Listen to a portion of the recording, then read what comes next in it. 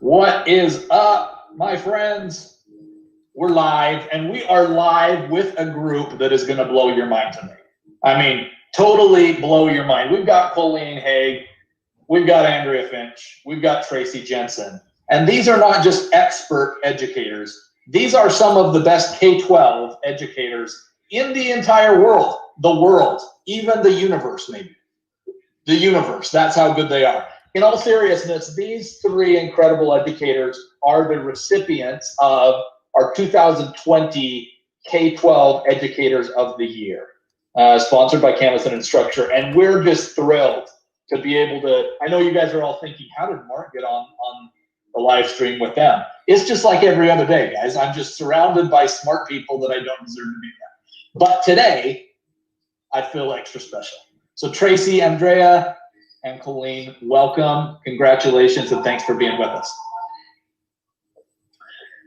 Let's start just with a few little introductions, and we're going to start, Colleen, with you. Will you tell us just a little bit, give us the 30-second, this is who I am, this is what school I'm from, this is what I do. All right, well, hi, my name is Colleen Haig. I am from Doylestown area in Central Bucks School District in Pennsylvania. I currently teach 8th grade science, and I've been at UNAMI Middle School for 18 years now, teaching the 8th graders. Awesome, thanks, Colleen. Let's go over to Andrea. Hi, everybody. My name is Andrea Finch, and I work for Arlington Public Schools. I teach math and Spanish language arts, and this is my 7th year as a teacher and my 2nd year at APS. Thank you, Andrea. Tracy, you're up. And I'm Tracy Jensen. I teach at Lamar Consolidated in Independent School District in Texas. We're west of Houston, and that nobody can find Fulshire, which is where I actually teach. I currently teach math, and this year I'm doing dual and AP calculus, but I have taught literally every math from kindergarten to college. I've done junior high, I've done college, and I really like the high school kiddos. I think it's the best thing I can do is work with those guys. Love it. So the pandemic hit last March, and Tracy, as we discussed earlier, and Colleen and Andrea, I'm sure you've had the very same experiences. It's been pretty rough. And this is just a public thank you to these incredible educators, far and beyond Colleen, Tracy, and Andrea. But what an incredible group of educators we have. I want you to give me one word, just one word, Colleen. Colleen, tell me, what is the one word you would use to describe what happened in school between March and June of this year? I'm going to go with flexible. Flexible, I love it. Andrea, what about you? So I would say surprised. Surprised, I like it. And yeah. Tracy? It was confusing. Confusing? Mm-hmm. So dig in, Tracy, for me a little bit on what was so confusing about the experience, and how did you overcome any hurdles that came your way?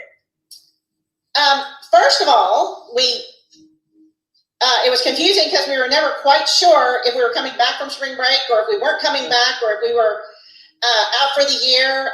Our district did an amazing job of keeping us informed, but as you know, the numbers were just changing. My calculus class was actually plotting the curve, waiting for that inflection point. We turned it into a problem, but suddenly, everything went from, this is the way my classes run, you show up, the door is closed, you're tardy, to, oh, now we're on an online platform, and you may not have power, or you may not have internet, and it took a lot, what Colleen and Andrea said, we had to be flexible, but the standards really seemed to shift, and we were always waiting for Texas to tell us what our next guideline was. And so a lot of my teachers were confused, and the kids were the troopers. They were amazing.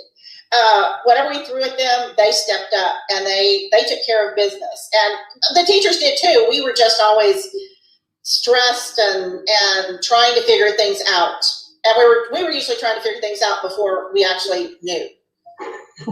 Tracy, tell me, I know that you recently had some really good performers in your students in the AP Calculus class. Was that during the pandemic or was that the year before? Yes, that was during the pandemic. Holy snap. Hold on, everybody. Listen to this. So Tracy teaches AP Calc. That's short for calculus. Our friend Corey, I think, is probably here live with us. I have to make sure to make him understand what are some of those things. Calculus. Tracy had not only 100% of her students took the AP exam this year, she had 100% of her students actually pass the AP exam. How on earth did you do that during a pandemic? I didn't do much of anything. I had a schedule for my classes because, again, did I mention it was confusing? Because I could only Zoom a certain number of minutes. Mm-hmm. And I'm a rule follower, folks. I made myself available to my kiddos, and I'm an AP reader. I'm an AP Calculus reader. So I had planned my year out. So fortunately, we had finished a brand new curriculum right before the pandemic hit. So when we hit review, we got on Canvas and we Zoomed, and every day they would have a different AP problem they had to work, and I was there for them if they needed anything. We had Canvas discussions on problems because you can't do it till you do it. And so totally. my kids are not afraid to fail. Fail stands for first attempt in learning. That's all it means. And my kids persevered. They were they showed up for absolutely everything I gave them. My BC class was literally, they would show up for the AB calculus meetings because they really wanted to know. So what I've discovered over the last 105 years of teaching is if someone wants to learn, they will do what it takes. And that is what that group of kiddos did. I was really proud of that group. Tracy, you have aged really well if we're talking about 105 years of teaching. Congratulations, not only for this award, but for that as well. Colleen, I want to go back to your word, which you used was flexible. What do you mean by that? And how did you see students and other teachers be flexible during this pandemic? Well, we went from 100% in person in our middle school to having 1 day's notice that this was coming our way and to prepare. In that one day, we trained all the teachers and the kids in the school on how to use Microsoft Teams to go on to a live call, which no one has ever done before in our school district. So the kids got to see me hiding in different rooms throughout the day, calling them in. And then I was training the teachers in my building. And then at the end of the day, I remember getting a call that sports were canceled. I had to run out and grab my one daughter at the high school. I packed up my lunch. I kind of cleaned off my desk, and I'm like, I think we're done until at least June. And here we go. So from there, we kind of had about a week or two to kind of regroup and get everything together to go back online live with the kids in 2 weeks. And so ever since, it's just been a constantly changing situation. Schedules are changing, times are changing, and you just have to kind of not let it bother you and just kind of go with it. Wow. And I'm guessing that as Tracy and Colleen and Andrea speak, that all of you listening are thinking the very same thing. Wow, that's exactly what I had to do. Or how inspiring. I wish my district or my teachers would have responded like Colleen just said. Thank you, Colleen. Let's move on to Andrea. Andrea, so we talked about it being surprising. Yeah. What was so surprising overall about this experience?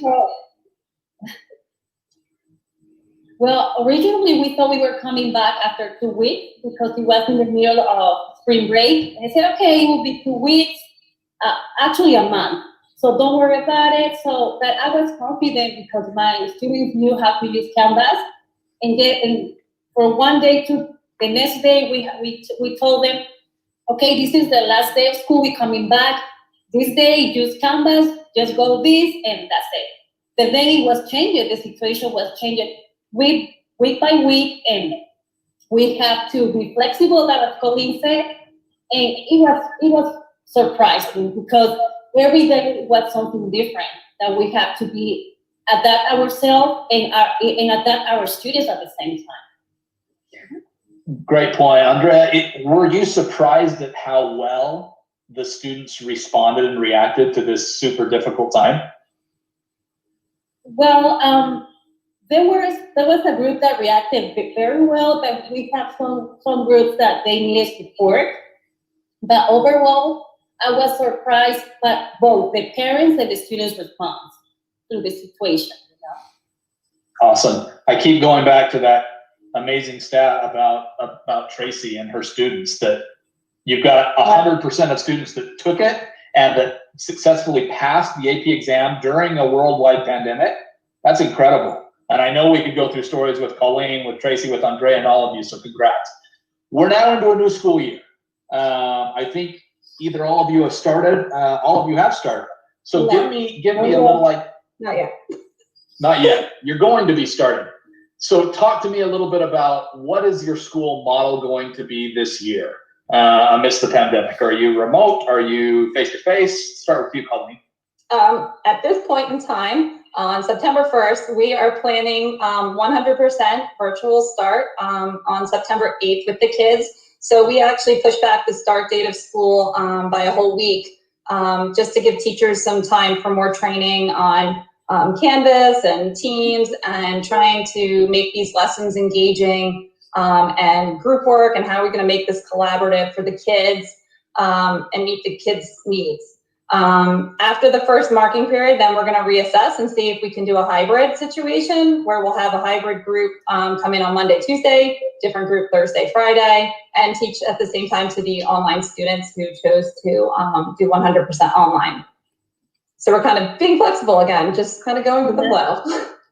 Awesome. Andrea, what about you? The same thing, we are going to start on September 8th. It will be virtual learning. We are getting ready, preparing lessons like emotional support approaches for students. And then we're gonna do, at least for the first quarter, it will be virtual. And then we are going to do like a hybrid model. Tracy, on to you. Well, in Texas, we got to do it big. We started last Monday, all right? And then we had to take 3 days off because of Hurricane Laura. So, it's been an interesting start. All of our classes have a hybrid model. So every class I teach, I have students sitting in my room, socially distanced, and then I have students online that are assigned to that period of online. So every class period, I'm dealing with a virtual class and a face-to-face class. And all I can say is, if I didn't, the only thing that is keeping us together is the fact that the district adopted an LMS, Canvas, several years ago, and that makes that integration possible. But yeah, I do it both every period. Awesome. Talk me through, we're about to start the new year for some of you. Talk me through the walk-on song. So Andrea, we're starting with you. If you had a walk-on song to walk into your classroom, to really strut your stuff from the very first day into your students, what would your walk-in song be? Probably you don't know the song. It's a song in Spanish because I teach in immersion school and I have to promote Spanish. So it's a song called Hope. It's a very happy song, and the message is very positive for the students. And it goes start the day with a mindset, a positive mindset for them, I like it. Colleen, what about you? This is a good one. So we are outside Philadelphia, so I'm gonna go Philly style with Eye of the Tiger. And it's funny because I often joke with my kids walking into a song. So Eye of the Tiger with a smoke machine, and then like as the projector turns on, like flames coming down. Oh, she wants pyrotechnics and everything. Yeah, pyrotechnics is the chemistry side. Colleen is going big. Tracy, you're from Texas. You better one up that. Actually, I love Eye of the Tiger, but we're the champions because what I teach tends to be on the upper end, and every one of my kids, I believe, has the ability to learn what I'm teaching, whether it's AP Physics or AP Calculus, or one of my college classes. And really, when they apply themselves, 100% of the time, they're successful. They are the real champions of the school. Love it. I'm going back to Colleen. Sorry, you're getting picked on first, Colleen. I want to hear, you've had a really successful career and you continue to do great things. What is one of the most memorable education experiences you've ever had? I think one of my favorite memories was my second year of teaching. I got a call the afternoon before the first day of school that I was going to be teaching a brand new class the next day that didn't have a curriculum, didn't have a textbook, and it was English language learners, and they needed more science. So this was a New Jersey school. So welcome, you're going to teach this new class. And I started with 12 students. And then as the year progressed, I ended with 21 students in 12 different languages, teaching them science. And it was hands down my favorite class I'd ever taught. The kids were so great. They were so thankful. And they taught me a lot. Awesome. Andrea, favorite memory thus far in your education career? Difficult to choose, but I think for me as a teacher, it's a very nice moment when a parent comes to you and says, you have made a difference in my child's life. So I think that when you say, oh my God, everything I have done throughout the year worked. Love that. Tracy, what about you? Favorite memory as an educator? I get a lot of emails from students no longer in high school who graduated. And I guess my very favorite one was probably from a student who was at one of the big universities, will remain nameless, in a theater seating. So he was up at the top, and there's a paper airplane floating down. That's how big this thing is. The teacher is this tiny little person at the front and a chalkboard. So this was a number of years ago. And he said, Miss Jensen, one, I wish I'd taken that AP test. And two, this is the easiest class I've ever taken because you pushed me. And so that is I get a couple of these every year, and I have to save them because they don't always like me to start with. But they love me when they get to college. Love it. Okay, so let's go back in time just a little bit. Let's start with you this time, Tracy. If you were starting your first day as a teacher again, what's the one thing you wish you would have known? Okay. My first day that ever taught anything was in 7th grade when a teacher bored him to pieces with a book on topology. And he said, why don't you just teach the class?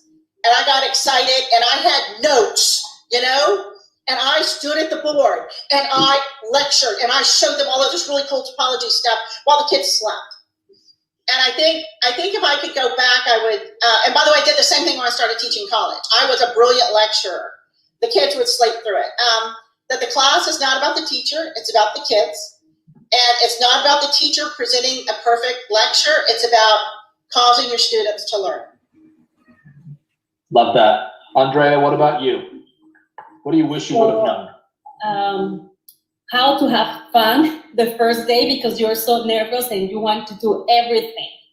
So, and not just want to do everything, you want it to be everything perfect. So it's okay if something bad or embarrassing happen, just keep going, just have fun the first day. Colleen, over to you.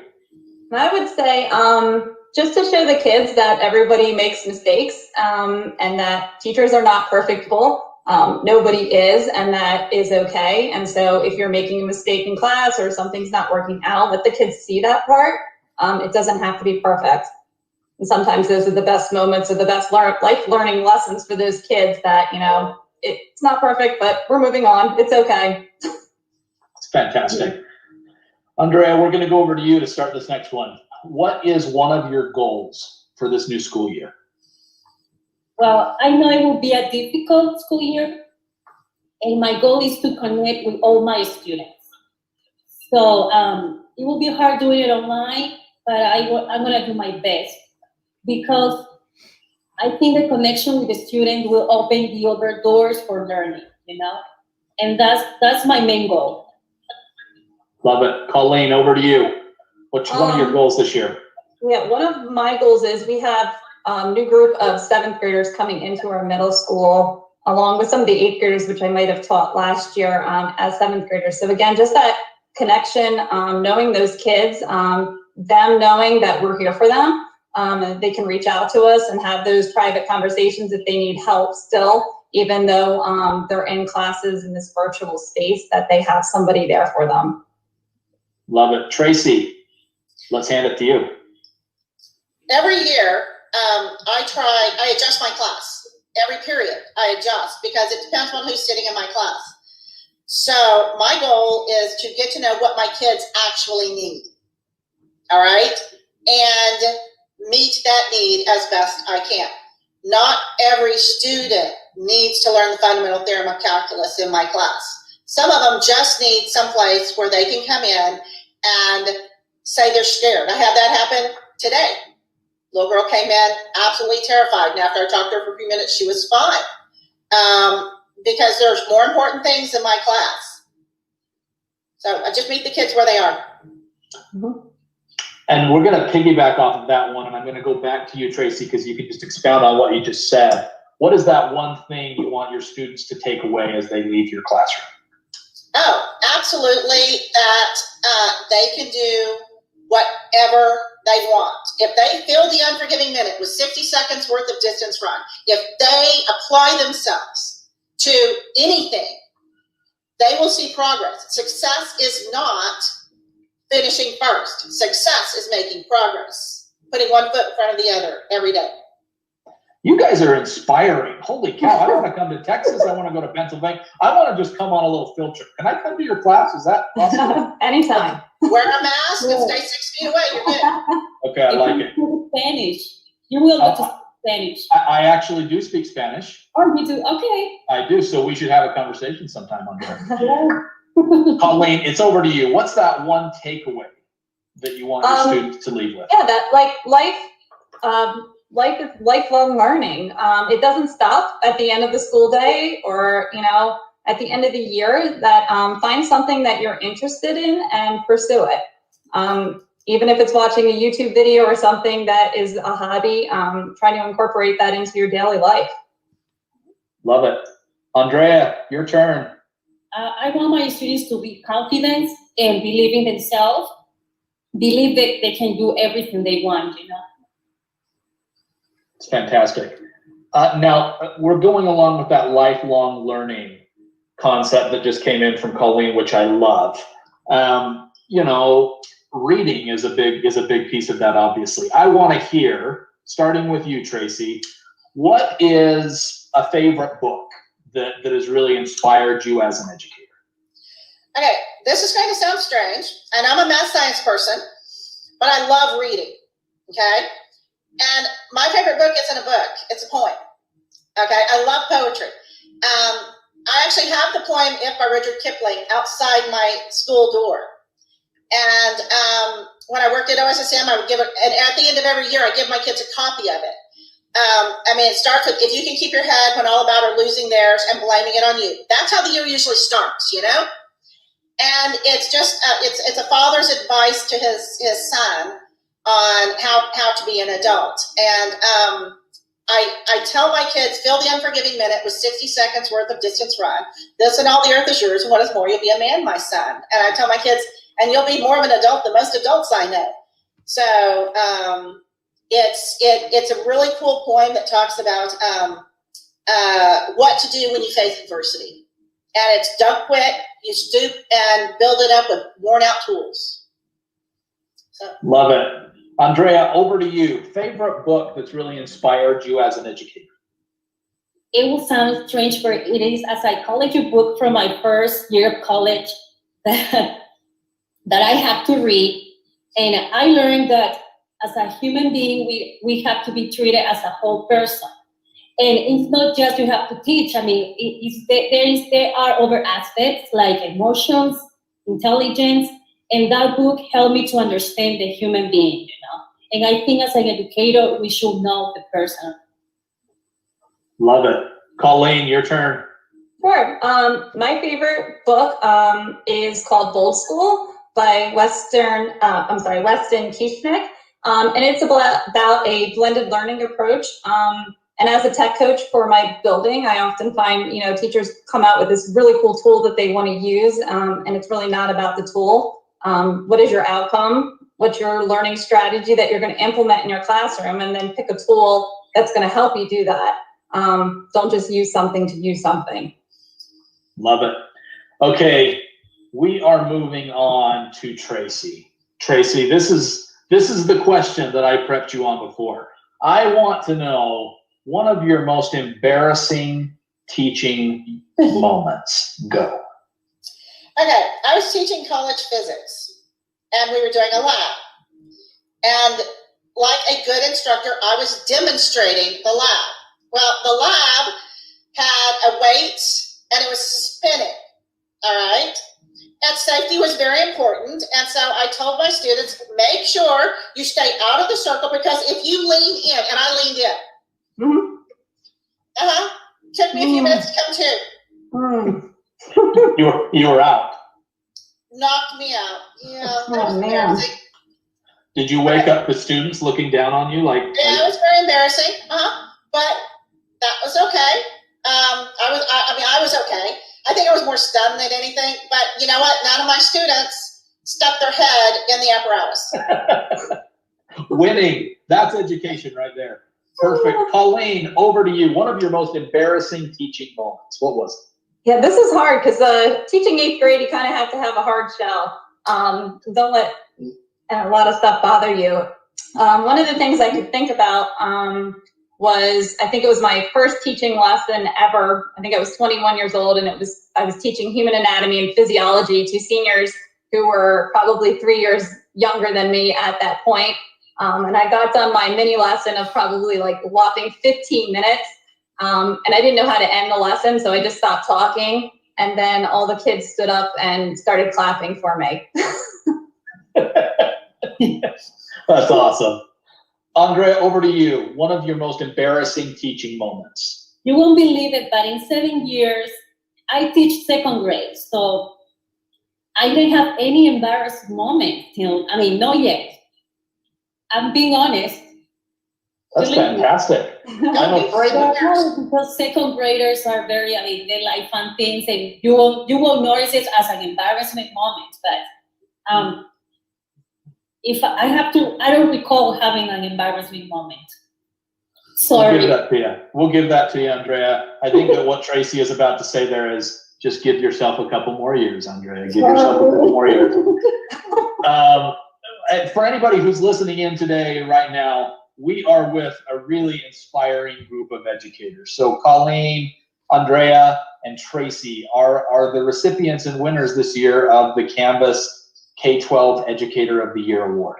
And just spend a little time with them. Just watch this video and you are probably seeing why. They are doing just incredible things with their students, with their faculty, and we're grateful to even know them and to play maybe a tiny part in helping them educate their students and their teachers. So let's go on. I've got just a couple more questions for you. We're going to start this one with Andrea. Field trip. If you could take your students on a field trip anywhere in the world, cost doesn't matter. Your district can't turn you down. They can't say you can't travel within 50 miles or whatever. No, you are set. Where do you take them and why? Well, I would take them to Peru. I'm from Peru. And I will take my students to Machu Picchu, probably So, because I would like them to know where I came from and how I learned English, So I would take my students to Peru. Awesome. Colleen, what about you? Where would you go? Where would you take the students? I'm thinking like a little Miss Frizzle video right now. And so I would load all my kids up in the Magic School Bus and take them to the International Space Station. It's a little above the world, but it's close enough. I mean, there's people who can make that happen, I'm sure. I love it. I'm sure. It's in the budget. Tracy, what about you?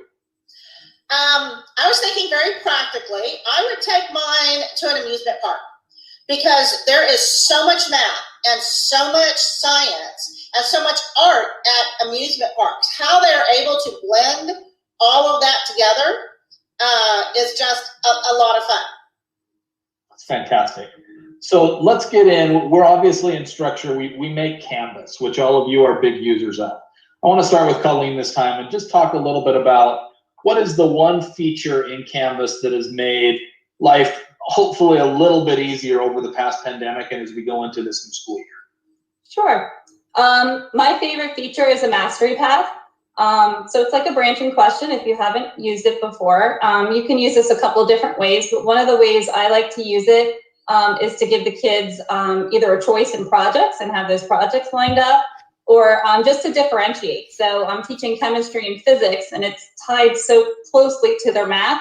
And instead of trying to figure out what math level these kids are in front of me, because I could have a pre-algebra kid, a geometry, a kid that's in like a lower level math, and instead of embarrassing them, I can simply ask the question in Canvas.